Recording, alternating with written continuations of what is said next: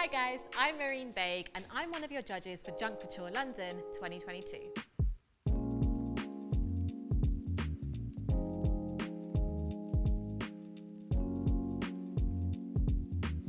I woke up very excited this morning. I think the opportunity to combine my love for fashion and my love for young people in one project is actually a dream come true. I was very excited to get here this morning. I couldn't wait.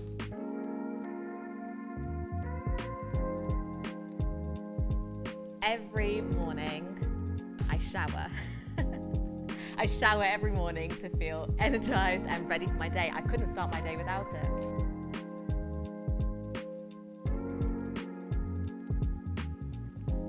I am a teacher, broadcaster, and writer.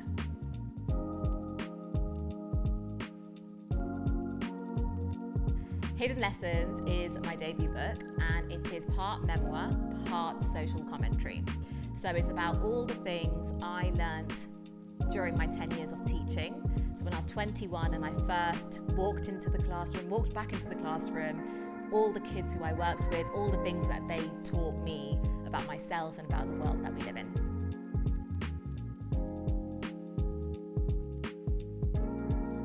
My all-time favorite book is called Me Before You. And it's kind of, on the surface, it's a romantic novel, but actually it's a lot deeper than that, and it's about the meaning of life, and it raises lots of interesting questions, and I love it. And when I feel sad, I read it.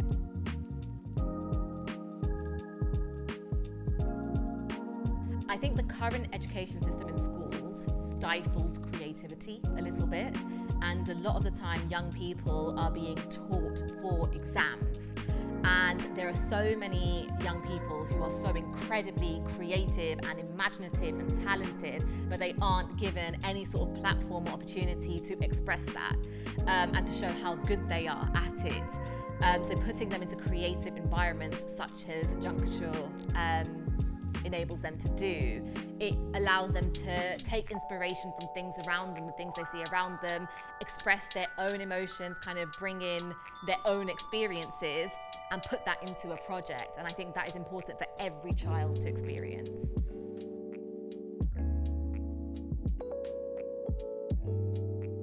Fashion to me is self-expression. I think it's being comfortable in your identity. If you're not comfortable in your own skin, people can see through that right away. But when people find their own style, it sets trends.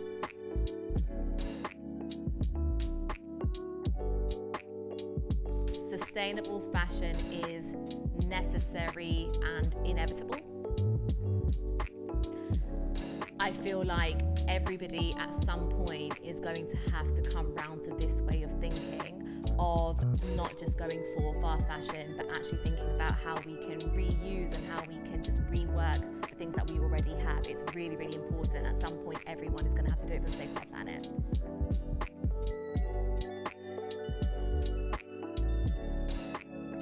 I think you will find different fashion trends and just fashion looks in not only different cities, so for example London, but different areas of London.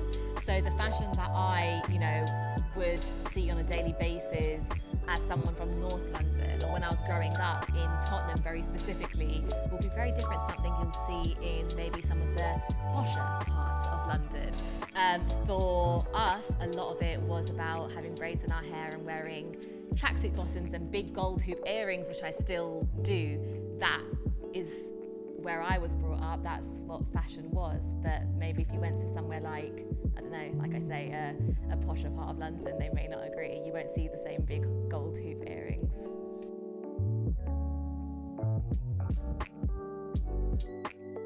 It's so exciting to see all the young people from all the different areas that they're going to come from all the different backgrounds, with all their varying experiences, seeing all of those ideas come together on one runway. That for me is the most exciting part.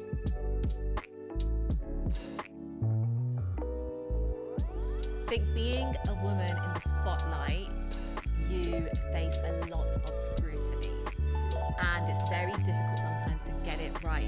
and you realise very quickly that you can't please everyone. So I, obviously being a teacher before I joined telly, had a lot of people who, even when I did documentaries about education, about race, about social mobility, they were more focused on whether my eyelashes were real or not, or how long my nails were, and no one really focused on what I was saying.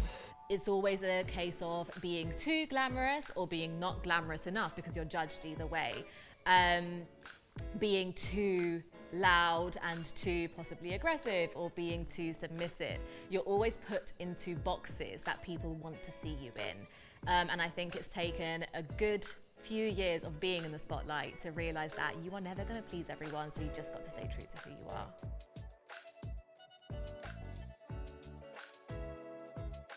I think the way society views women is changing, but perhaps too slowly. I think misogyny is still incredibly rife within society, and I think even though people are being a bit more vocal about women, their rights, the way we view them, the way we treat them,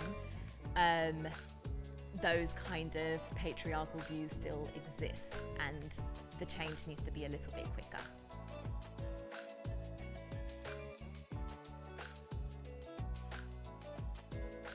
Oh, 100%. Representation in the media is so important, particularly for young people, because you can't be something that you can't see.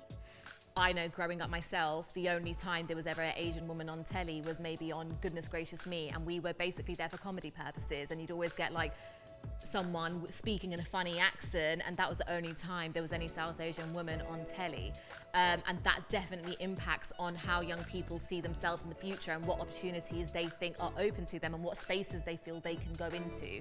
So representation is key in the media, because it shapes how society view themselves and how young people view themselves.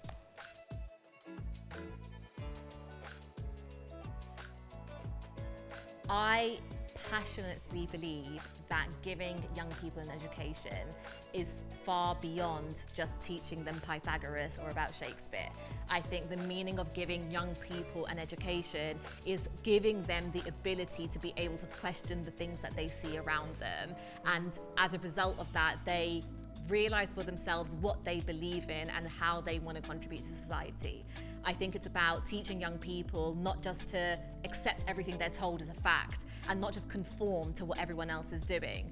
The only way we can really make a change in society is by challenging the status quo and by questioning. That's what giving an education to a young person, that's the true meaning to me of it.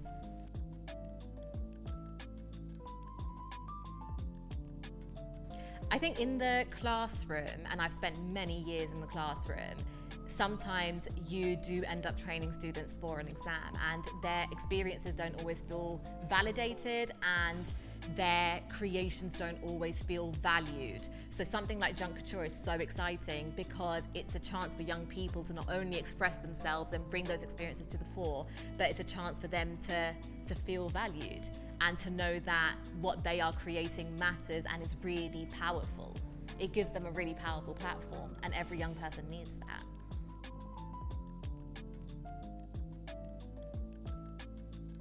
Creativity is so important I think for everyone, but particularly for young people, because it gives them a chance to bring their own beliefs, emotions, experiences, opinions, and put that into something, gives them an outlet.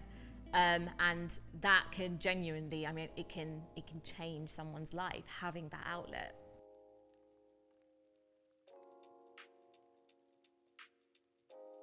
Creativity to me is self-expression.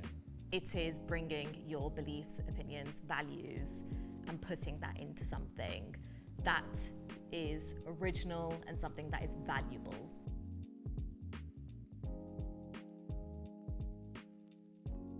I couldn't believe it.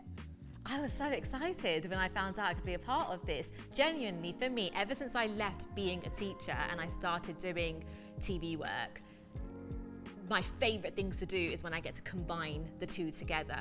This is fashion, this is something which is making a positive change in the world, and this is something that empowers young people. This is right up my street. I am so excited to be a part of it. I am buzzing to be here.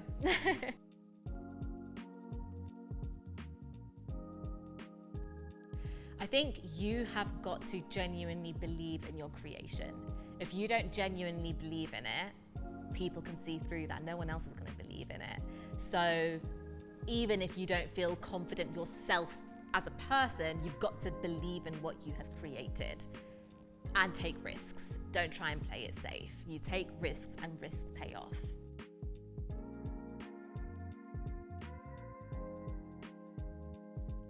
I used to be an English teacher, so I am obsessed with books and reading.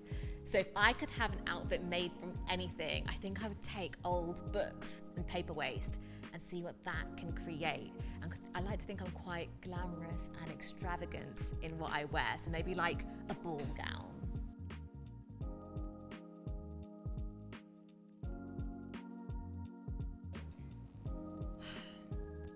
For the winning design, I want to see something obviously that looks beautiful, but I want to see the person who created it. I want to see their personality come through. I want something with a story. I want something that will blow me away with the thought that's gone behind it in the process, not just the final outcome.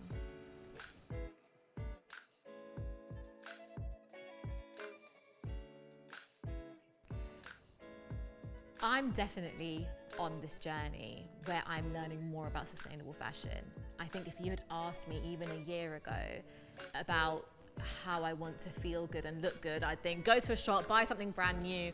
It's immediately what would come to mind. The more we raise awareness through things like junk couture, and the more people see that they can look great and feel incredible and wear these amazing things that aren't brand new from a packet, the more people will become more receptive to the idea of embracing sustainable fashion. So I think slowly that is happening, but there just needs to be more awareness and more people just learn and see the way I have over the past year.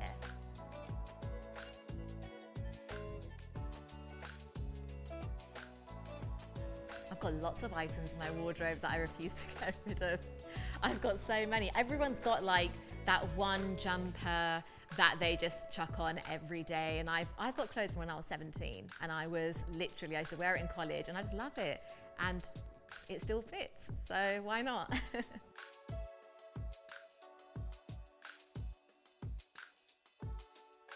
Young people will be the change in the future because they are the future.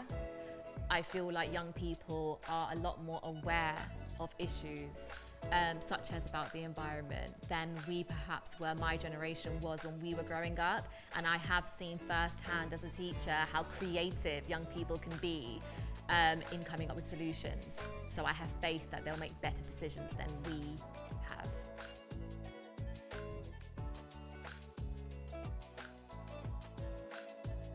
Yeah, I feel like there are more conversations around as these young people are growing up that perhaps weren't there when, say, I was younger. And rather than trying to fix a problem, it's important to educate young people from a young age, and that's happening a little bit more now, which is why they're more aware and more into looking for solutions.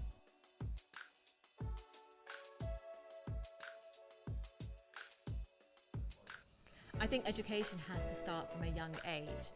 If you wait until it's too late and you wait until it's adults, you're almost fixing problems that have already happened. The fact that junk couture goes into the classroom and makes, not only empowers young people, but makes it fun for them. It makes something like sustainable fashion quite cool, quite enjoyable. And that's crucial to engaging young people.